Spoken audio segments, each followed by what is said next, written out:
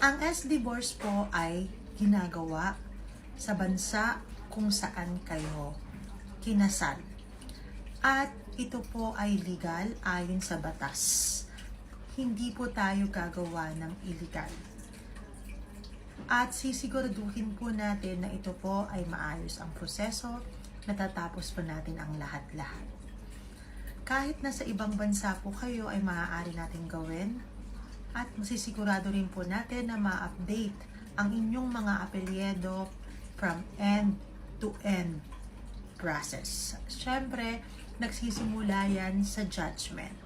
Ngayon, para malaman ninyo ang presyo, ay maaari po kayong magpabook ng consultation. Hindi nyo po makukuha ang presyo kapag hindi po kayo pumunta sa consultation ng Yes Pinoy Pro. Sana po ay ito na ay malinaw kasi iba-iba po ang inyong mga sitwasyon. Ang presyo ay naaayon sa sitwasyon ng inyong problema.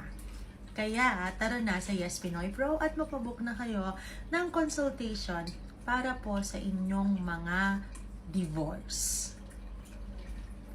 Yes Pinoy Pro, no way to go. Solutions beyond borders will show. Is this legal? Travel miles can make it show. Lock it in and invest, all made easy for you. Yes Pinoy Pro, your dreams are